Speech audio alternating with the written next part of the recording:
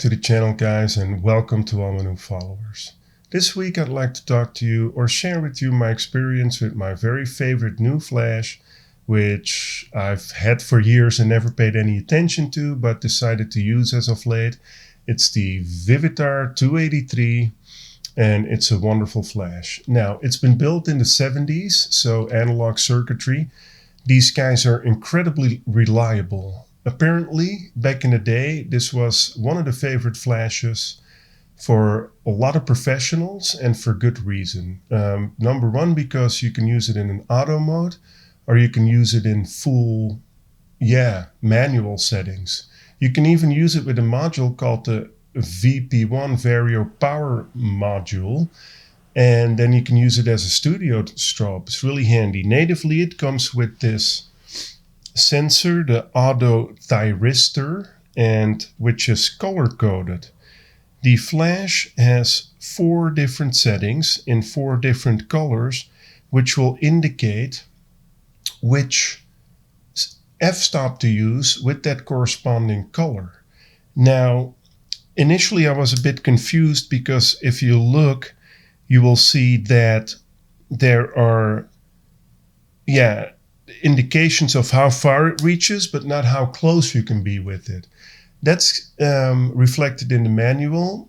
In yellow and orange, you can go as close as 4 foot, and in blue and purple, I guess what that color is, you can go as close as 5 feet, I believe. So that's really handy. You can read that information in the manual, and that makes it incredibly handy because you can just slide your dial to the ISO level and you will get an indication of which f-stop you can use corresponding to the sync speed of your camera, and then you can just shoot with that f-stop in that range, which makes it incredibly useful, i.e. now it becomes an automated system. And that's what's incredibly handy, and it's very accurate. We'll show you in some photos here in a few moments. The flash also comes with some very useful accessories, not in the least its bracket. So this bracket comes off. Obviously the camera goes on here, and then you just put that on there. You put your flash on here, and you're ready to go. Now, if you've noticed, this flash, it does tilt, but it doesn't swivel.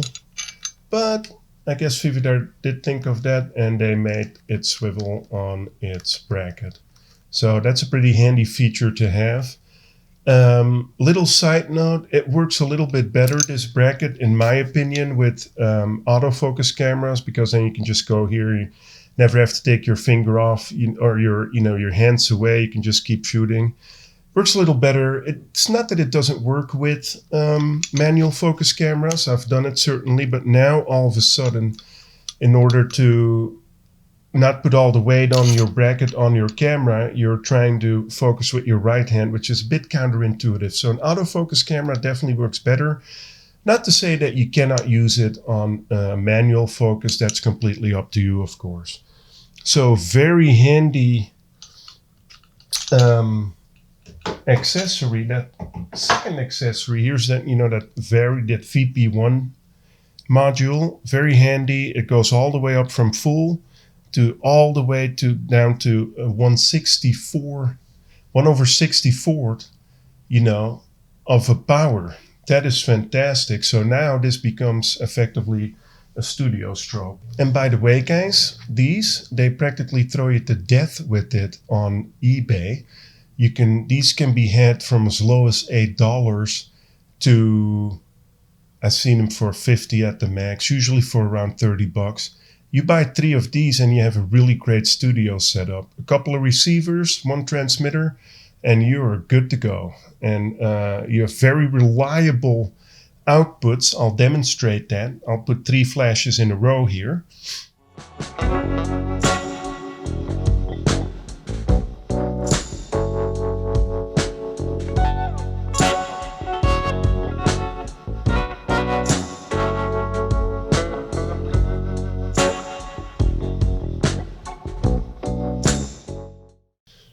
but as you see, it's a very reliable flash. One thing that you do need to take note of with these flashes is the earliest model was made in Japan and came with a trigger voltage of around 260 volts. That's absolutely going to fry any modern camera that you want to put this on. So there's a second model which was made in Korea, which I have, that has a trigger voltage from somewhere from 6 to 12, very low. So I would go with the Korea model, not with the Japan model, unless you're only going to use it on older cameras, 70s, 80s cameras. You can comfortably use that on. I don't know about all 80s cameras, but at least those manual focus, all mechanical 70s cameras, you can safely use the Japan model on. But inevitably you're going to want to use it on your newer camera, so I would definitely go with the Korea model. Another really cool accessory is this cable, which extends the module that's normally on your flash. Well, in effect, it extends the flash away from the camera and puts the module where it belongs, right on top of the camera to catch the light where it's where it's supposed to be measured at the film plane. Now, effectively, you can get your inner Bruce Gilden on, if you're interested in that. I'm not so interested in that, but I'm just saying. Very good flash, very powerful. Let's go over a few photos, guys, in order to demonstrate the versatility of this flash. Let's hop on the computer. Well, guys, before we jump on the computer, I would like to let you know that this flash also has a fantastic feature that lets you know whether or not you have a correct exposure. You'll see here, you'll see a green light coming on that lets you know, like, okay, you've had enough light, there's a correct exposure, which is really neat on this flash. It's another wonderful feature that it has. And I do apologize for the first part sweating. It is summer in Texas, and yeah, that's just how it is. Let's jump on the computer, guys.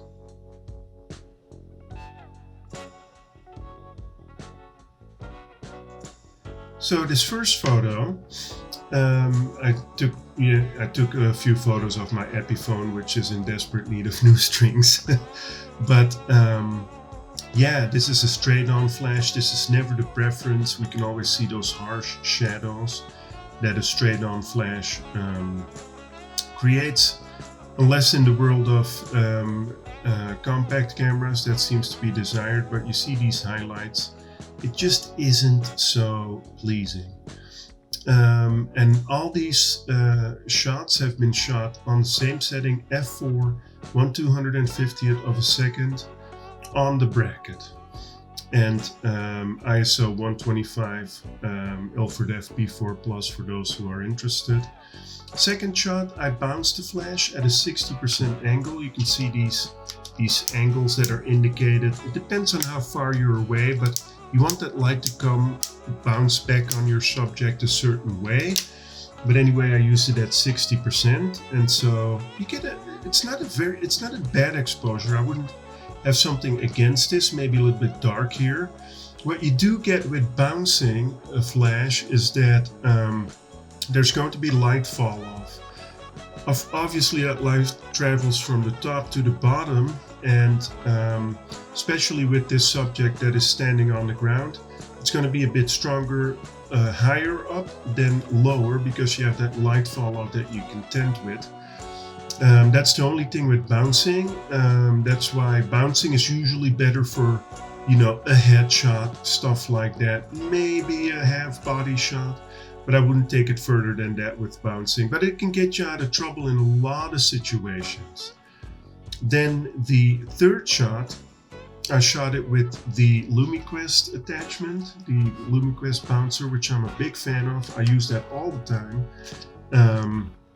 Don't come around me, because I will flash the living daylights out of you with this nowadays. Literally, because I do use it outside in the daylight.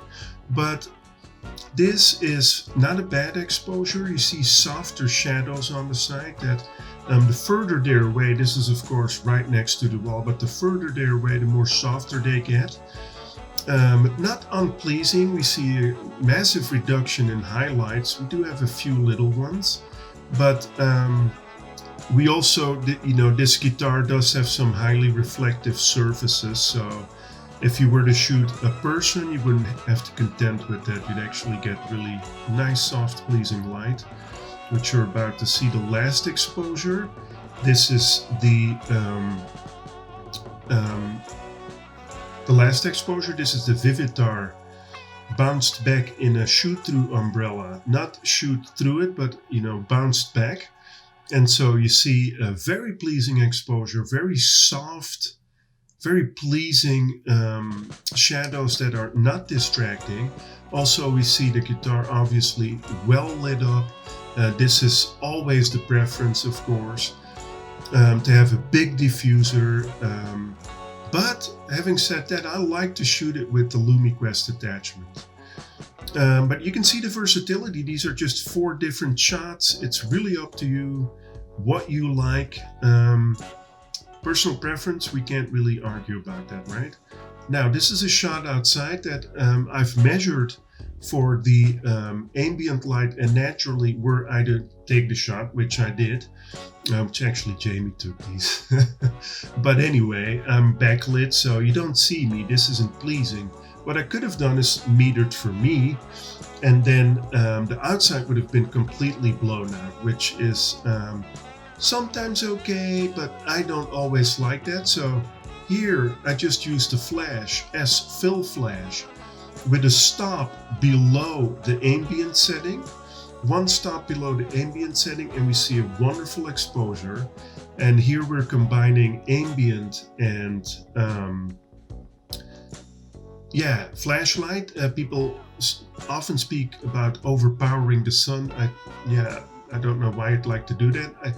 You have to combine ambient with flashlight, and then you get wonderfully pleasing exposures. Of course, I did this really quick as a demonstration. I'm not going to win any awards with these photos, but you can learn from it, guys. And this Vivitar, absolutely highly recommended. Very well built. These guys still rock on, man. It's fantastic. It's absolutely a flash that I can recommend. They're dirt cheap, extremely well built. Very well built. There's not much else that I can say. Highly recommended. Guys, also, this channel has reached 500 subscribers, which is a little bit of a milestone for me. 500 of you care enough to subscribe. Thank you, you're awesome. So leave a comment why it is that you still shoot film. Leave a comment in the comments letting me know what you like about film photography. What draws it to you? Why do you still shoot film? Or maybe you're a newbie. I'll pick a winner anywhere across the planet. It doesn't matter where you live, and you will get this print that I personally made in the darkroom, sent to you in the mail, and I'll sign it. Leave that comment. Let me know why you like shooting film. Guys, love you, and I'll see you in the next episode.